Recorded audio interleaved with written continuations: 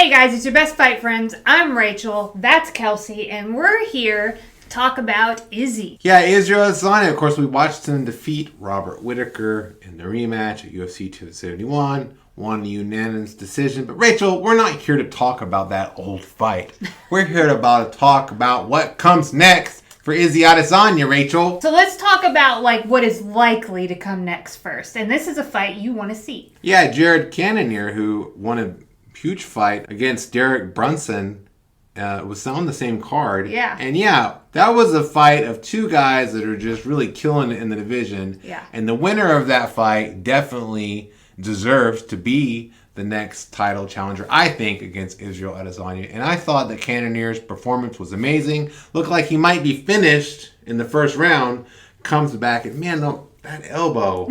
He's so big and powerful and such a heavy, just rough dude. I wonder if he gets in on Israel Adesanya, if he gets close enough and lands one of those elbows, Rachel, how's that going to work out? I don't know. I want to see it. Can he get close enough? That's the big I don't question. know. I want to see it, though. Yeah, that is the question. That is the question. Okay, here's what I want to see. And you might, say, Rachel, this is another trash fight. But I don't care. It's not Conor McGregor, all right? It's not. It's Nate Diaz, y'all. It's not Nate Rachel's Diaz. favorite fighter.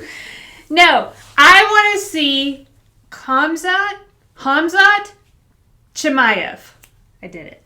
You sort of did it. Yeah, Chimaev. Yeah, so here's a rising star, right?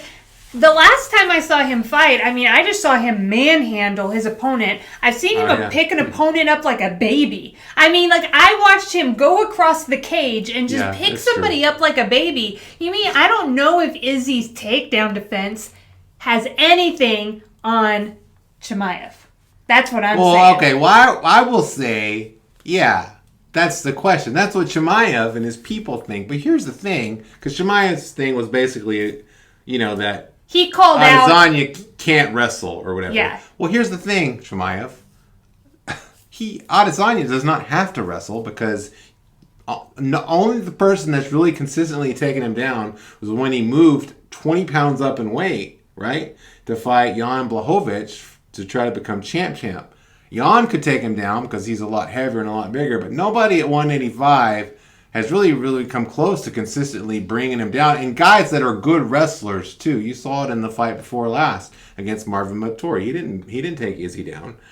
I think that's an interesting fight. I'm super excited about the possibility of it. But Rachel, Chimaev has not beaten anybody ranked, I don't think, in the top 5 for sure. Okay, of so the division, right? Am I wrong? Could this be a case of a up and rising star looking spectacular against lower level competition, and then all of a sudden they get up to their peers and it evens out? I've seen this a lot in fighting. It happens a lot. Here's the deal. I'm just all here for Chimaev, and I am sold on him. I am on the Chimaev train. I think that he's going to pick Izzy up like a baby and body slam him. No, he's not going to. There's no way that's going to happen. Maybe. That would be amazing. I'm not even saying that who I would pick in the fight. This is a super interesting fight. But I think at this point you have to give respect to Israel Adesanya. We had people on the card. Michael Bisping called him arguably the greatest striker in UFC history. Him and Anderson Silva. And when you're being compared to Anderson Silva, Anderson Silva is almost always on the Mount Rushmore of MMA fighters of all time. He's one of the greatest ever. If you're already being compared to that guy, I wouldn't predict that guy is going to get picked up like a baby by anybody. That's all I'm saying. Well, I'm going to spring this on you.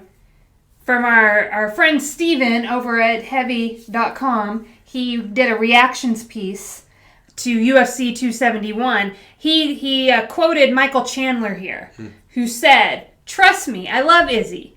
But have we gotten to a point where a dominant champ just needs to stand there, throw a few shots per round, and he will not lose unless he gets caught, and he'll always get the nod?